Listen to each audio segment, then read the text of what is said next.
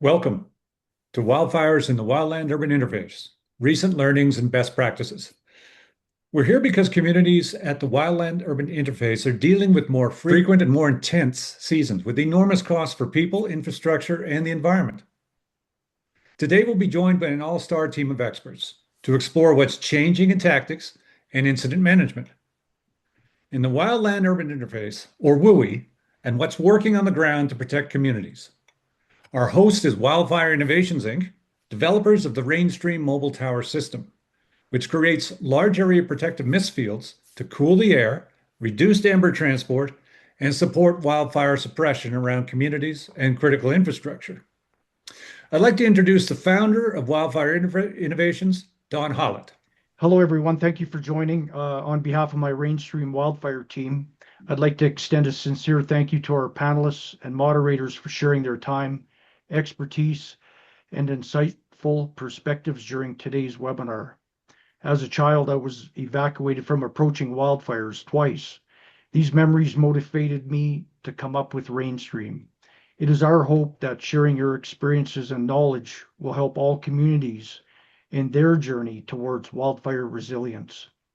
On a side note, a big shout out to our customer Ted at Hawk Lake Lodge about their world record walleye and smallmouth bass status and Orvis ranking as a global top 50 fishing lodge. Welcome. Over to you. Thanks, Don. A few housekeeping notes. This session is being recorded and we'll share the link afterwards so you can review it at your leisure. Please use the Q&A box for questions at any time, and we'll address as many as we can in the final segment. And if you'd like to follow up with our panelists or Wildfire Innovations, we'll post a QR code to their website at the end of the webinar. Now, let's introduce our panelists. Tom Doherty has 37 years of experience in the fire service and currently serves as the fire chief for the Whistler Fire Rescue Station. Now, Whistler is widely recognized for its leadership in wildfire risk reduction, and in particular for its fuel management program, which has become a model within British Columbia. As an active member of the Fire Chiefs Association of British Columbia and the Canadian Association of Fire Chiefs, Tom is advancing fire service at both the provincial and national levels. Next is Wayne Rose, section chief at the Lakeland College Emergency Training Center in Alberta. With over 20 years in municipal and industrial emergency services and law enforcement, he has held chief officer and director of emergency management positions. Wayne is frequently consulted as a subject management expert on a wide variety of emergency service projects. He was incident commander and Indigenous liaison for the 2005 Wabamun train derailment, 2016 Horse River Fort McMurray fires, and the 2024 Jasper Complex wildfire. Brent Sterling is an emergency response specialist and founder and CEO of Waswanish Consulting, a 100% Indigenous-owned company. Through Waswanish, Brent supports fire service modernization across Canada's north, strengthening Indigenous community capacity through training, operational frameworks, and technology-enabled risk mitigation. Brent also serves as chief pilot for Tay Township Fire Department and Ontario's Office of the Fire Marshal, leading to the integration of RPAS drone operations into emergency response and fire investigation. Thank you for joining us today, gentlemen. We'll jump right in for questions, which will be interspersed with a couple of short technology spotlights from RainStream Wildfire Innovations. And then at the end, we'll conclude with an audience Q&A. So please add your questions in the Q&A box. Now, we're going to ask some individual panelists questions to begin with. And our first question is for Tom. Community wildfire resiliently plans and fire smart programs are being updated across North America. From the operations side, what distinguishes communities that are genuinely response ready in the WUI? Thanks, Paul. I think that what really distinguishes between the communities, with their response ready, really comes down to being proactive and reactive in the planning and implementation of all the programs. Response readiness isn't just response; it's about the planning aspect and the pre-planning piece of it. So what you want to do as a community is to think in the future. If you're 20 years out, looking back, I wish I had done this years ago. That's kind of the mindset you need to look at. And some of the examples I would say, in particular, is your community wildfire resiliency plans, as you mentioned. Don't just do those and check the box that you did one. Invest time into that with the consultants that are doing that work for you, so you understand it and use that to your advantage to build out your planning and your budget process. The other piece is the community wildfire fire smart program.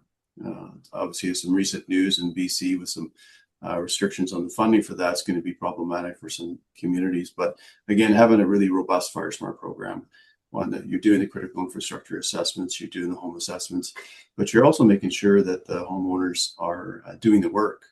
And so one of the things that we've done in Whistler with our fire smart program is that we've actually taken some of the funding that is allocated for rebates and transition that into our team going out and doing work in kind with the value to it. So we're actually seeing not just the assessments being done, we're actually seeing the field mitigation work being done on the homes, and a lot of support from the communities and the strata corporations in that. The other piece is strengthen your bylaws, your regulations. There's some room for improvement in much of the bylaws and some legal avenues that you got to work around, but you certainly there's an opportunity there. One of the key things that we've done in Whistler with the help from Bear Integrated Solutions is we developed a wildfire defense plan for the community. And so what that was is we brought in structure protection specialists from BC Wildfire, and they segregated the community into 19 areas, 19 neighborhoods. And we had all the structure protection plans done in advance of a wildfire. Those are typically done when a wildfire is approaching your community, and the time to get that done is a bit restricted. So we have all that in place now.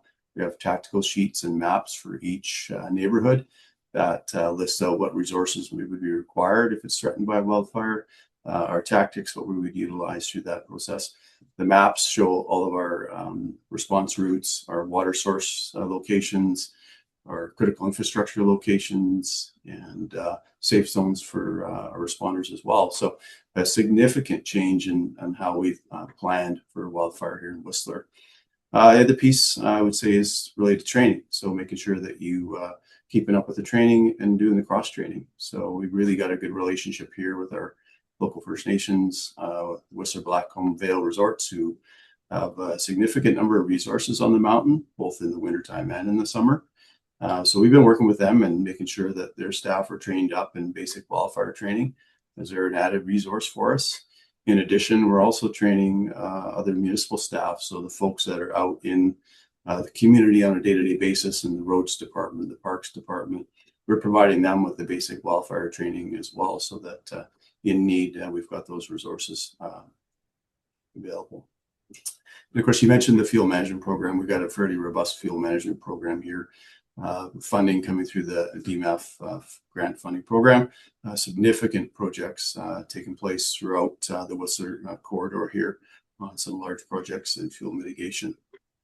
And of course, technology is another one that I think is up and coming, and something that we're certainly moving forward with here in Whistler, working with SenseNet to bring in the early wildfire detection system that provides early notification through the infrared camera technology, satellite imagery, and wildfire sensors. So the system itself provides some fantastic situational awareness, predictive fire modeling, predictive growth modeling as well. So we're pretty excited to bring that on board this year to help protect Whistler, and hoping to see that expand throughout the Sea to Sky corridor. Thanks a lot, Tom. Next question for Brent. What are some practical steps smaller or under-resourced communities, such as many Indigenous and rural communities, can take now to improve WUI readiness while larger capital projects are still in planning? Well, that's a good question. Tom pretty much said it all, but from my opinion, one of the key things is the pre-planning phase of it. So it's getting into the communities, doing the risk assessments, understanding the fuel loads, looking at the communities as well to understand their capacities, because The realities of some of the farther north communities is in some cases they're completely isolated. There is no mutual aid to call on. Other neighboring communities may be fly-ins or hours away. So the pre-planning and uh, uh, preparing for it becomes even more important because you don't have that third line of defense to come in and to deal with it through overwhelming resources and staffing because in a lot of cases they're just simply not there.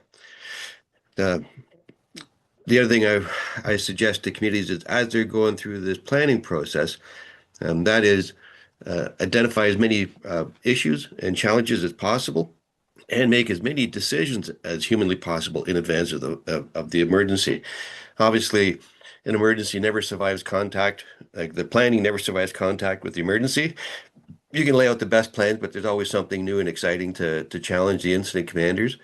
Um, but in making as many decisions as you can up front, planning as best you can, uh, uh, because of the realities of some of the far north communities is simply that they don't have those resources to come on and they have to be self-sufficient. So uh, line one and line two of that planning, line one being public education, right? And the second one, the community going around and uh, doing inspections and helping the keep like Tom just said, dealing with the fuel load around the structure, funding to create those fuel breaks as well and build up their resilience. So I boil it down to identify as many issues as you can right up front, make as many decisions as you can up front, um, and then start staffing and resourcing from that point. Okay, excellent. Thank you very much. Wayne, looking at major WUI incidents in the last few years, what are one or two tactical or incident management lessons that really shifted how you operate? Thanks, Paul. Just one or two, eh? That's all I get. Um, Three or four, I please. don't have to tell the group on here the commonalities of logistics and staging and communications. Those are there. I think the main shift has been our reliance on intelligence and recon. Brent talked about the pre-planning, having the plans. I mean, you're only as good as your plans are and how relevant and current the information is. So, um, Tom's comment on FireSat and getting intel from that helps significantly as far as mapping and where we're at. The use of drones now has been a significant twist in how we do things as well, and doing that. So that being said, technology is finally catching up, ramping up to where we kind of need to be as things are evolving. And of course, to check on our plans. Our plans are, like I said, they're there for a reason. We try and keep them up to date as we can, but Brent mentioned they're changing. There's variables, there's factors. So that'd probably be the best thing to look at is intel has been changing, how we gather it, what we do with it. Okay. Thank you, Wayne. Now, in addition to the innovations our panelists have addressed, Wildfire Innovations, the RainStream mobile tower system, also offers firefighters and communities some considerable advantages. And Rolf's going to just share a few of those now in one of our technology spotlights.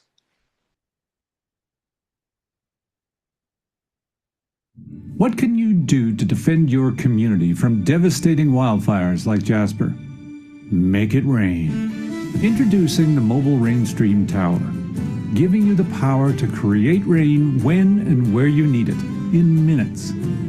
Each mobile tower can soak an area of up to 10 football fields in size, creating a wall of water, protecting lives, homes, and the environment. RainStream. We make it rain.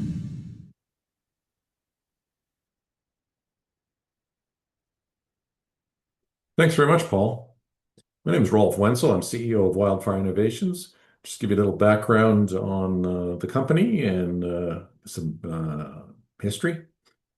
We were founded back in 2018 by Don Hallett, and he started building permanent stationary towers. The one here is one in Hawk Lake Lodge that he referred to earlier, and Ted runs this unit every day before cocktail hour during fishing season and keeps everything green. Don saw a big gap in the market between ground sprinklers and aircraft support, and so he decided to come up with a mobile tower system.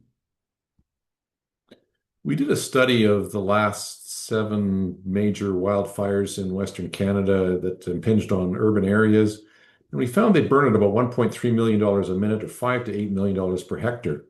In Los Angeles, you could probably double that. And of course, the big problem here is the social impact, the disrupted families, communities, and livelihoods. We may not have those days that Jasper had to get ready. Lytton, BC was basically gone after 12 minutes notice and within 20-minute period. Our answer to this is the RainStream tower, and it deploys in under 30 minutes, covers between 7 and 18 acres per site, and turns any hydrant, pond, or river into a large area rain on demand, so any kind of storage system. If you consider a single water source like a hydrant, how much protection can you give homes with that single hydrant? So our answer is dozens and dozens of homes very quickly. The unit can be pulled with a 1-ton dually, and basically you just unhook it, level it, put the outriggers out, and then the hydraulic system can be actuated within 2 minutes. It'll be fully erect, and you've got 30, 60, 80, or 100 feet settings on this. You can run the tower at anywhere from 500 to 1,000 gallons per minute. The nozzle on the top is adjustable 0 to 360 degrees, and as is the angle of the nozzle. It takes between 2 to 4 people to set up and 1 person to operate. Now back to you, Paul. We're going to do a 2-question audience poll on how ready is your community. Now, as we go through the next few questions, it'll come up. So just take a few moments to do it while we're involved in the back and forth with the panel. Now, in this section, we're going to open it up to questions for all our panelists. So the first question. So we've seen growing adoption of mobile structure protection in large area wetting systems, from SPUs to mobile mist towers. Now, where do you see these fitting in tactically, and what are their limitations? I'll jump in on this one, Paul. Thanks, Wayne. Yeah, no problem. No, good conversation so far. I mean, we have seen application of new technology we talked about. I mean, the RainStream is one technology that's out there. There's others out there as far as misting units and towers. There is a place for them strategically and tactically. I'll just kind of focus on maybe some of the limitations is, of course, you mentioned you can get yours erected and mobilized in quick time, which is great. The challenge we have right now is geographically. Where are these held? Where are we keeping them? How do we get them out to certain points? Then that being said, how do we get them fed with water? Water's our biggest ally. Where do we find it? How do we get it there? So great technology, great uses, great looks at the preventative side, or if we know something's coming our way, it's probably good to set up a guard using the technology, but this stuff has to be in place. I like what the RainStream's doing.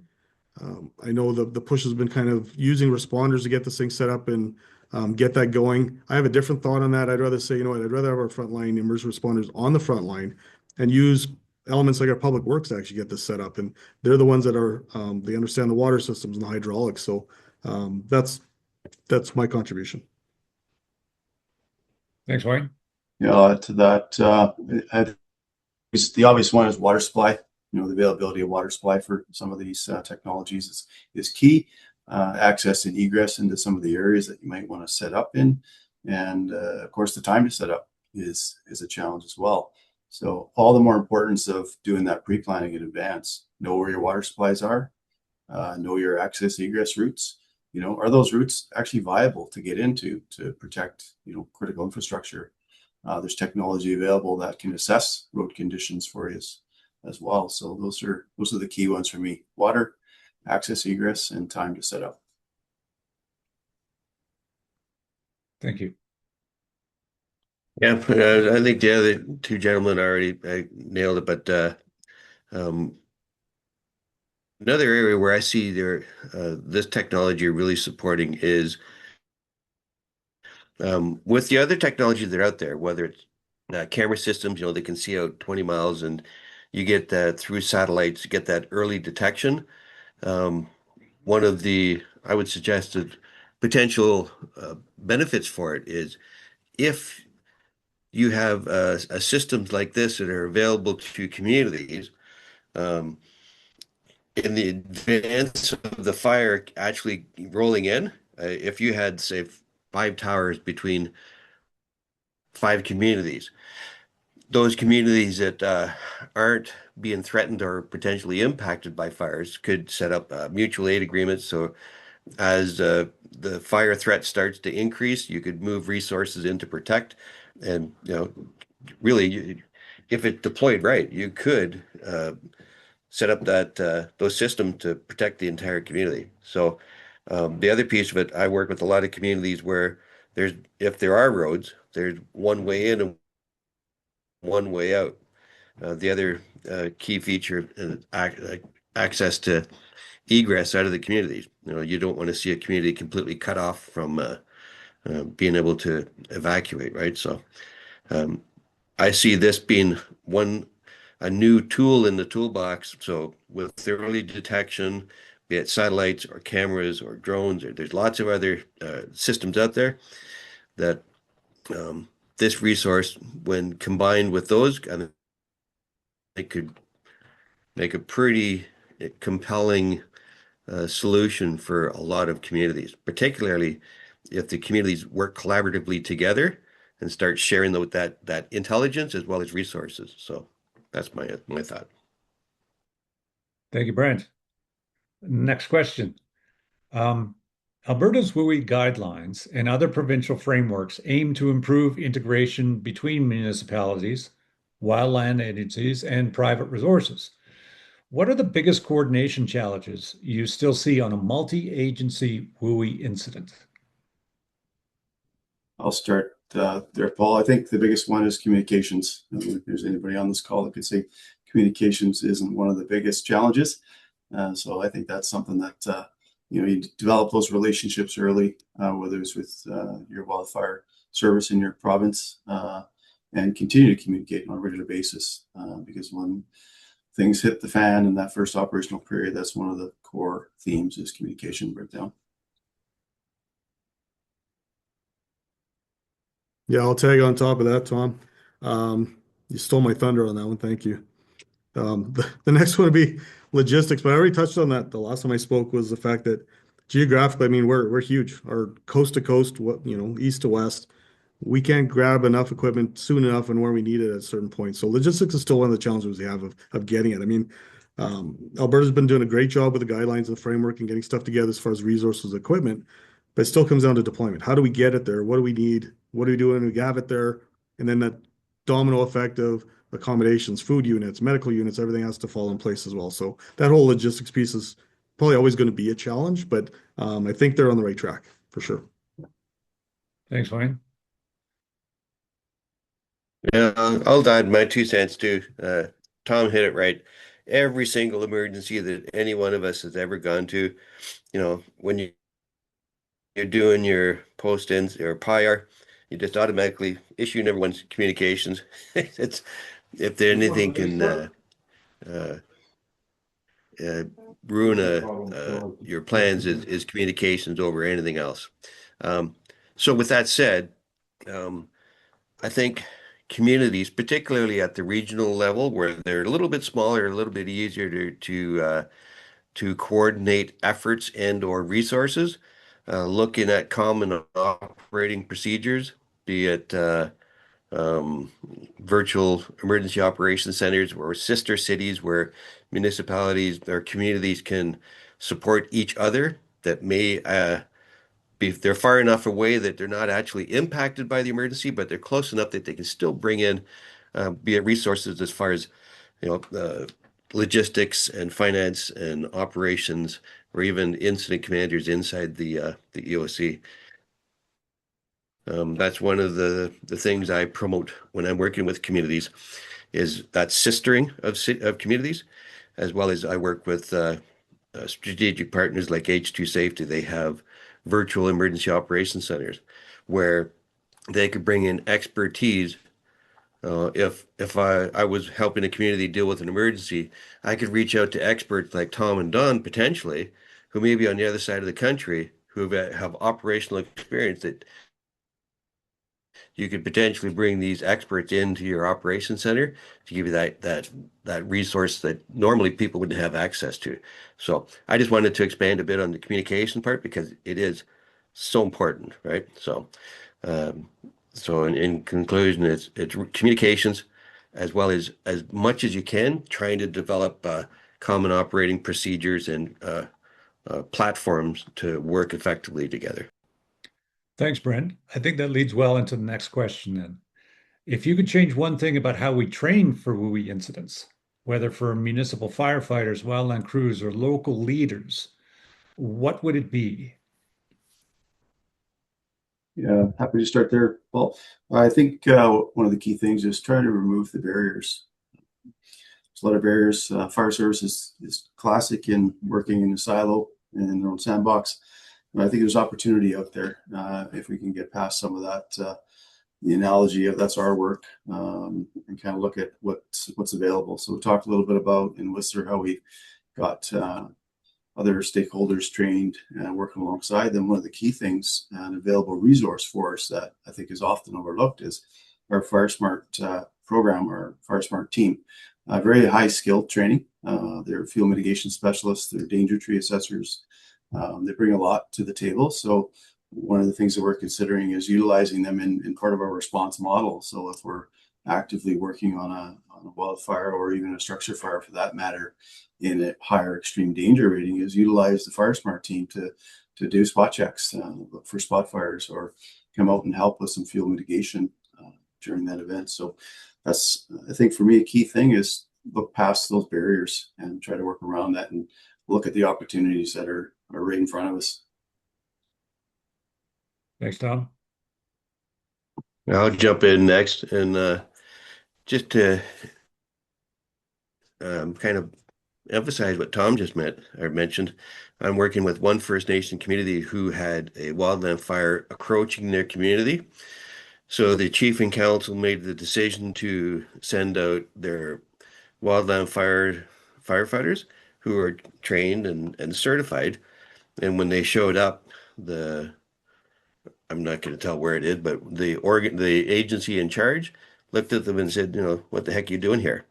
And the firefighters said, well, we're trained and certified. Once they got past that, the agency that was actually starting to deal with it openly admitted that had it not been for the resources from the First Nation community, the fire would have got ahead of them because they brought in so many resources. So the challenge there again is that you had a body who was potentially responsible for the wildland fire fighting in that area, who didn't realize they had access to these experts within the community. So it all goes back to communications again, right? So the value, the challenges as far as training is like understanding each other's capacities and capabilities and drawing on those expertise. And like I said before, it's making as many decisions as you can up front in advance of the emergency. And right now is the perfect time. The grounds are full of snow. Now is the time to be having meetings with all the community leaderships, arguing about who's in charge of this, in charge of that, when it doesn't matter, so that when it does matter, everybody can be as effective as possible. Yeah, thanks, Brent. I'm not going to comment on this other than the fact that Shauna Bruce, hi Shauna, how are you? I just saw her put a little comment in the Q&A. Paul, if you want to read that, please, it'll tag on to what Brent just mentioned. Okay, Rolf, could you have a look at that?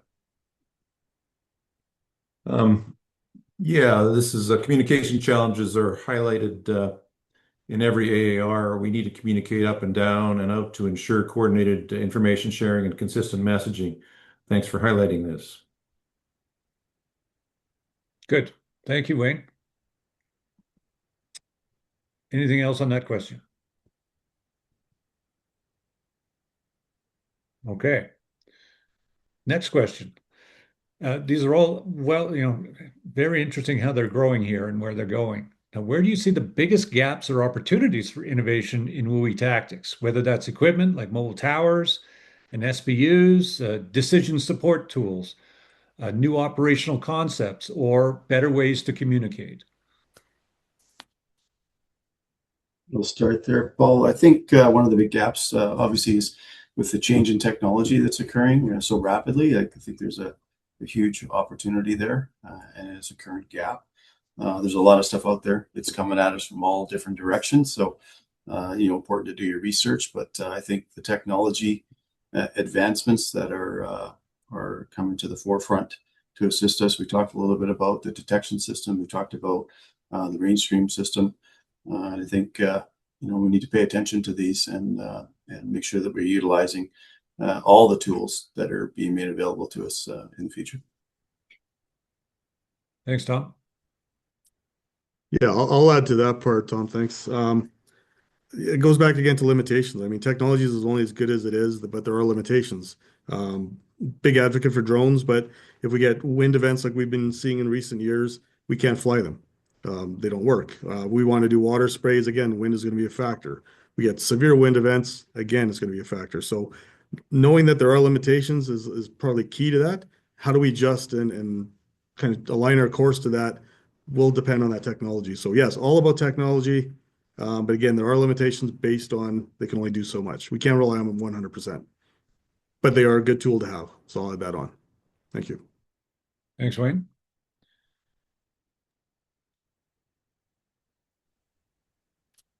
Okay. Thank you all. Now, we're going to take another tech break and take another quick look at some of the other ways RainStream mobile tower systems can give firefighters and communities a bit of an edge. Thanks very much, Paul. So some of the use cases for RainStream are obviously preemptive large area misting, like we've spoken about, protecting critical infrastructure like hospitals and fire halls, protecting muster points and evac routes, and of course, mop-up is a huge job. So last summer, we did a number of demonstrations and some testing. We started at Garden River in northern Alberta at the Little Red River Cree Nation. Here we were pulling out of the Peace River and then moved on to the Fox Lake community and John Doerr Prairie, where we tested the system under different wind conditions. We then moved on to test the tower at 80 feet height in Grand Prairie, 80-foot height setting. This was pulling from a hydrant. Then on to Whitecourt, where we did a demonstration next to a giant forest products facility. Lakeland College Emergency Training Center has been a huge helpful partner in facilitating our testing. And we had some fun out there wetting an area downstream of a prescribed burn this past summer. This year, we're introducing our RainStream mini system. This can be pulled by a half ton. It has the ability to put out anywhere from 100 to 300 gallons per minute. You can run it at as little as 15 feet and at any height all the way up to 50 feet. You can equip it with extra reels and hoses and stuff you can put on the back of the unit. It'll be customized to your requirements. So this is great for small industrial sites, log decks, or small HOAs. The idea here is, of course, to turn wind into a useful device. So we're mitigating ember transport, raising humidity, create a protective biodome over the community, and apply it proactively so we can increase resilience in extreme risk times. We're well aware that ember transport is an issue. We know that in Jasper, the fire never impinged on the town, but it was the rooftops that caught fire, and then we had structure-to-structure conflagration. Here's what was destroyed in Jasper, despite having some sprinklers on the south end of town. We weren't in production yet, but had we been, some RainStream units might have been useful on the south end. How would that have looked like? The little blue arrows at the bottom here would be the location of the RainStream units. And given the ambient conditions at the time, these misting zones would be the approximate dispersion. So in this case, for a few $1 million investment, you would have saved or at least mitigated a good significant portion of a $1.2 billion loss. So RainStream is more than an equipment provider. We are working with a community in California right now. They have 700 homes and an additional conservation area. So the whole area is 700 acres. They have very poor water infrastructure and also have no early warning system. The nearest fire station is one town away. So a risky spot they're in. So we're helping gather experts to do risk assessment and gap analysis, making infrastructure proposals. And we have a number of partnerships in place, one with SenseNet, Tom referred to earlier. They have an AI-based platform, which again is not just early warning based on satellites, camera, and gas detection, but also an incident management system. So we do incident scenario modeling under all weather conditions, and that is then all integrated into a playbook to integrate with the other tools in the emergency response plan. Each misting zone in this image here probably protects about $100 million worth of assets and infrastructure. Back to you, Paul. Thank you, Rolf. Reminder that the poll closes in 2 minutes. So please put your answers in, and then we can review that poll in a few minutes. Gentlemen, next question, last one before we open it up to some of the questions from our audience.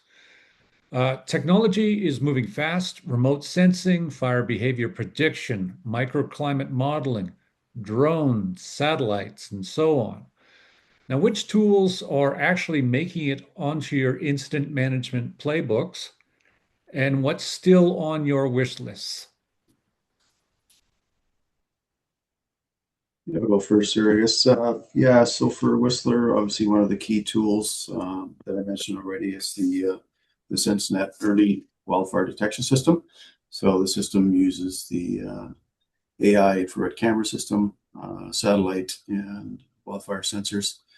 Not only does it provide you that early detection and notification, which is key in any response model, is that early detection, early notification, which enables that quick response. So you want to be able to get to these fires when they're small before they become large and out of control.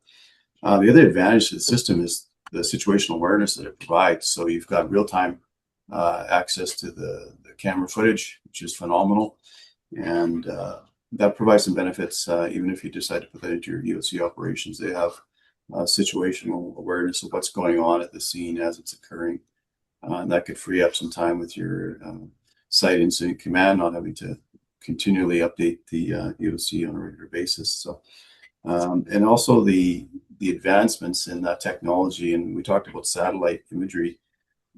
SatFire, that's just something that's an initiative across Canada, is launching 20 additional satellites for wildfire detection in the near future. And so that's going to take our satellite imagery from two images a day to images every 2 hours. So you're going to get close to real-time situational awareness from that aspect.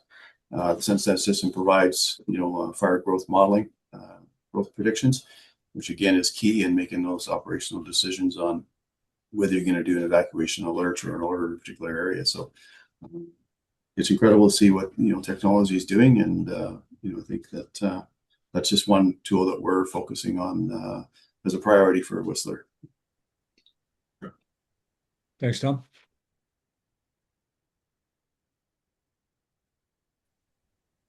I was waiting to see if Brent I'll jump in. Answers. There you go. So, I agree with what Tom was saying. So, there is a great technology out there. You are seeing a lot more uptake in different technologies.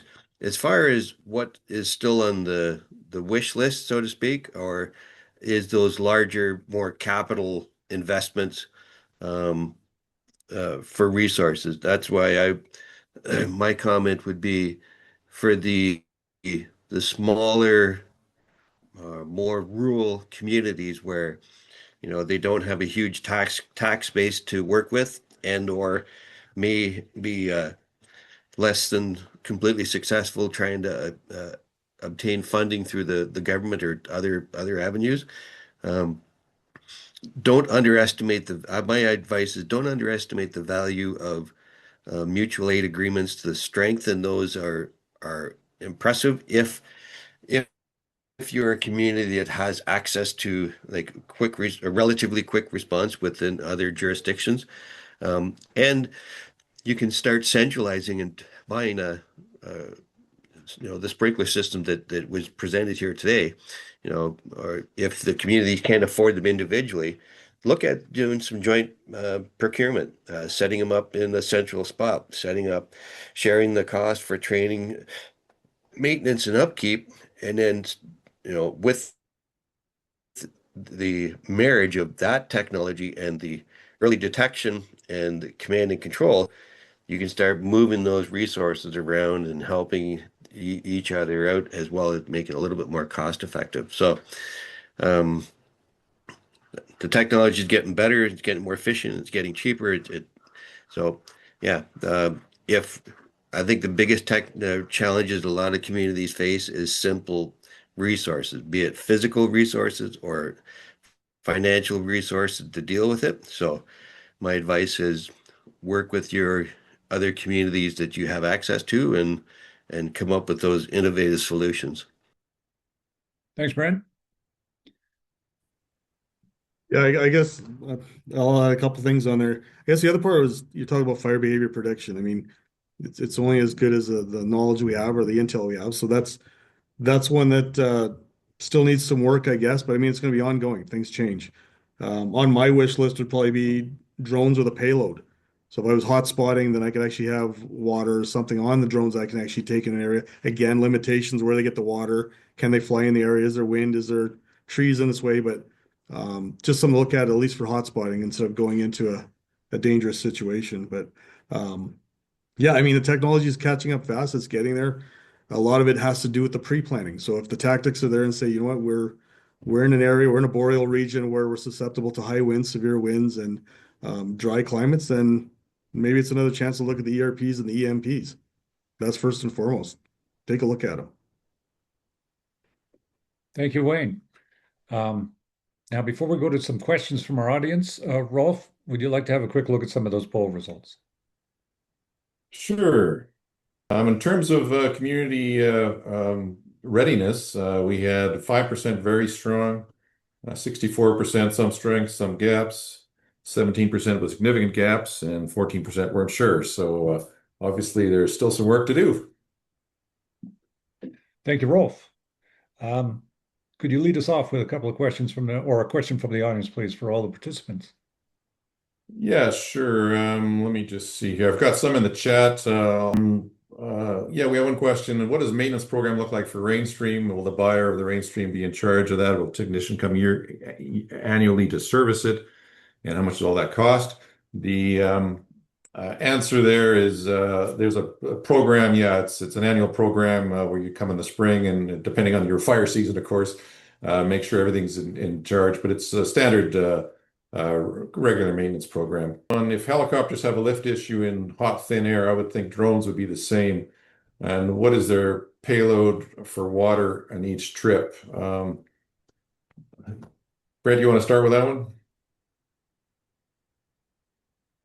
Sure. Well, there's a couple of challenges there. Number one, under Transport Canada regulations, as soon as there's wildland fire, legally we can't fly in it. So let's assume that the technology emerges and to the point where Transport Canada authorizes under an SFOC or some other type of document like that.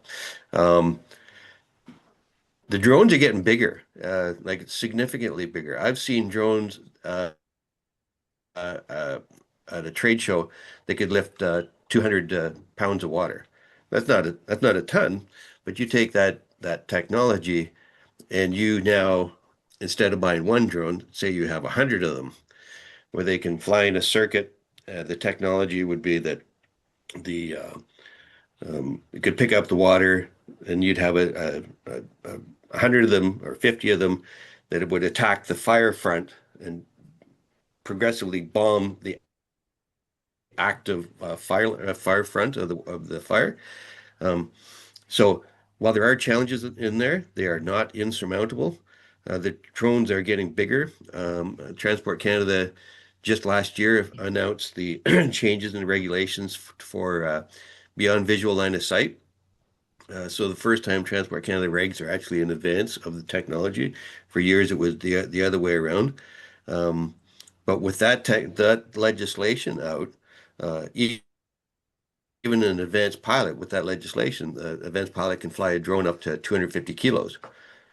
So uh, the technology is getting better. It certainly is there, but there's challenges that certainly have to be worked out in advance.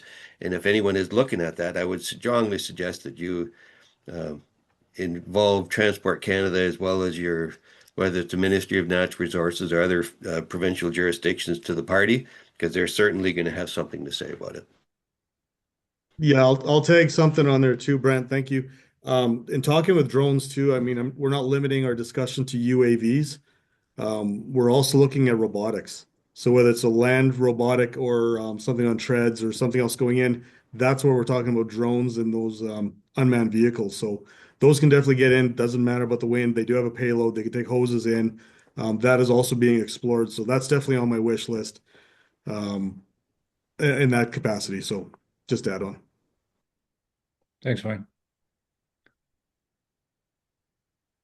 Rolf, another Okay. question? Yeah, there's one from David Green here. Wayne, you mentioned Intel. Can you be more specific about what early Intel can be easily integrated into workflows and how much training and updating processes are needed before any of these technologies can be adopted? Yeah, I think I kind of mentioned it already, so thank you for that question. Has to do with the emergency management plans and the ERPs. Make sure they're up to date. Make sure the stuff we have on system is there. I mean, a lot of us go by the all hazards approach. This is what's going to be happening normally. We don't really look at the what ifs. So if we always say our prevailing wind is from the west or the northwest, what if it's coming from the south? Have we factored that in? So there's that stuff in addition to what Tom was talking about with FireSat and some of our satellite imaging now, utilizing that to actually get a better picture of what we actually could face at the forefront rather than being reactive. That's what I'd be looking at as far as intel. Thanks, Wayne. Rolf, next question. Okay, let's see here. There was one, can autonomy be built into RainStream to communicate itself with dashboards and common operating platforms and models? For the California project, we're looking at automatic remote start for the mobile units, which would be tied into central control on site. So yeah, that's certainly something you're going to want to mobilize these things. In that particular community, they want to have them pre-set up because their fire season is 12 months or 10 months. And so before the strike team arrives, they want to be able to get things wet. So yeah, definitely in the works. Brent, can you have your top 3 decisions that should have been made in advance and how far in advance? Right. So top 3 decisions that made in advance. I guess the first thing is have a clear understanding as far as jurisdictions and who or what organization is ultimately bears responsibility or has command and control.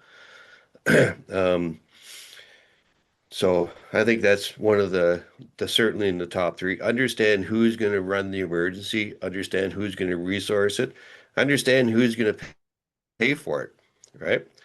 The other thing I would say is in decisions you're going to make in advance is once you understand what resources as the incident commander you have access to, um, understand whether if you're gonna draw on those resources under a mutual aid agreement, if it's a reciprocal agreement, meaning that I can call you for your tankers or your staffing and other resources, and it's free, and in turn I provide that like service back to you. That's great. If you're going to go with under a fire protection service agreement or an automatic aid agreement, understand because Um, the community, they're going to have limited resources financially, so you have to understand that, as boring as it is, you have to understand the costing of the emergencies up front as well. So understand legislation underneath that. So who's in charge, what authority they're working under, who's paying for it, and where is it coming from? Those are, if you're going to worry about that. And the other thing is, a lot of people think that pre-planning is um, uh, drawing the maps and all that, which is important. But I'm constantly surprised by scenarios where you're in an emergency or even better in that pre-planning phase, and someone will say, "Oh, if we only had this resource, whatever it is," and then I'm always surprised because in a meeting, someone will lean forward and go, "Oh, well, we've got that. We've got that in Public Works."